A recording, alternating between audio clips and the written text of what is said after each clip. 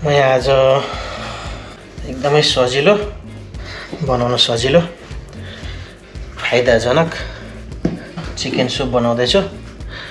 यो chicken soup चाहिँ झन्डै चिकन स्टक टाइपको पातलो खालको सुप बनाउँछु, धेरै थोक नहालिकन टाइम लगाएर।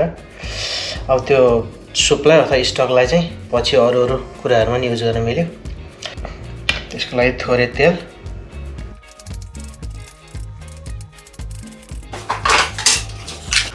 तेल तात्यो। यसमा अब थोरै मेथी, थोरै जिरा, एउटा खुर्सानी, त्यसपछि एउटा ठुलो प्याज काटेको छु, यसलाई नि हाल्दिउँ। अब चिकन चाहिँ यो दुईटा कुखुराको हाड मात्रै बाँकी छ। यसलाई अब चिकन स्टकको लागि युज गर्छु।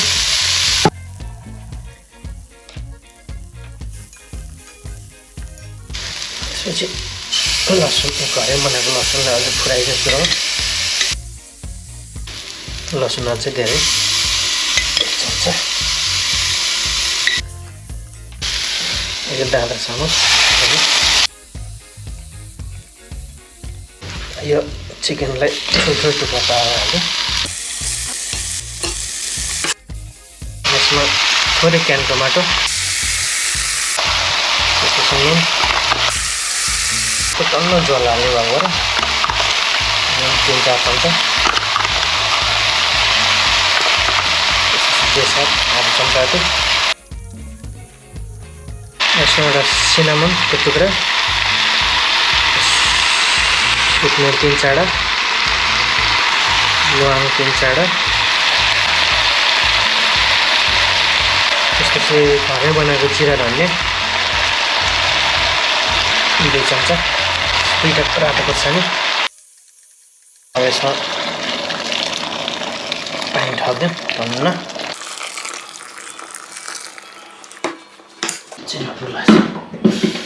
यसमा पानी अझै थपिदिउँ, जति सक्दो पानी हालिन्छ। झन्डै 3 लिटर 3.5 लिटर जति पानी हाल्यो होला। यो चाहिँ अब 1 घन्टा पकाएर हेरौँ। 1 घन्टा प्लस जति पकाउनु पर्छ होला, मिनिमम 1 घन्टा पकाउँ। यो चाहिँ चिकन स्टक मात्र नभएर मैले यो प्लेट टाइपको हुन्छ नि, चिकन सुप जस्तो हुने गरी बनाइरहेको छु। यसलाई सुप जस्तो खाएर यो हाडहरू चाहिँ अब यो फाल्दै हुन्छ। 1-1.5 घन्टापछि त्यो चिकन खान नहुने हुन्छ।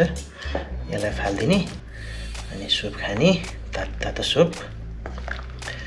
अनि बाँकी रहेकोलाई पछि अरू चिजहरू बनाउँदाखेरि यसलाई स्टकको रूपमा युज गर्न मिल्छ। अब यसलाई पाकिसकेपछि एकैचोटि कस्तो हुँदो रहेछ म देखाउँछु।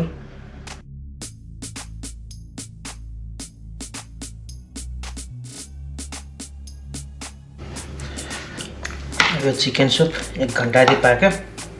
सबै पाकिसक्यो है। यो मासु चाहिँ अब छानेर निकाल्दिउँ पहिला। अब यो खान मिल्ने भए खाने हैन, अलिअलि मासुहरू निक्लिन्छ कुनै पनि यस्तो।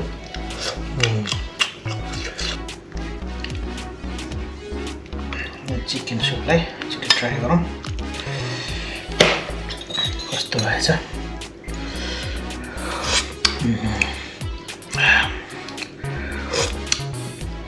मिठो।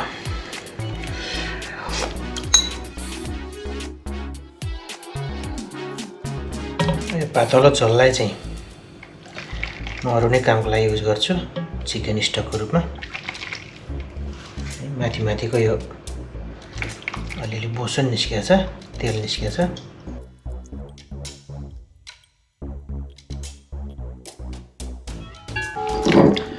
अब अहिले खाने सुपलाई चाहिँ यस्तरी हालौँ।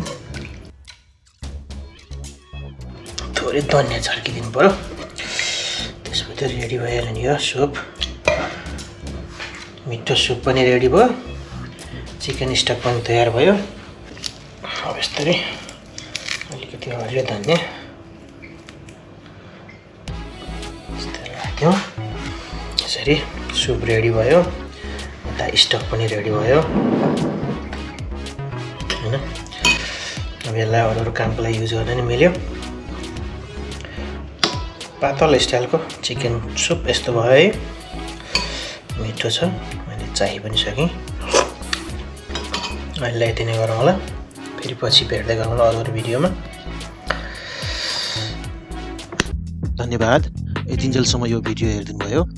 आउँदा भिडियोहरू अझ राम्रो होस् भन्नका लागि र हामीलाई थप हौसला प्रदान गर्न तपाईहरुको सल्लाह सुझाव राम्रो नराम्रो के लाग्छ उल्लेख गरिदिनु होला। त्यसका साथै कुनै पनि भिडियो नछुटोस् भन्नका लागि युट्युबमा गई यस च्यानललाई सब्स्क्राइब गर्न चाहिँ नभुल्नु होला है।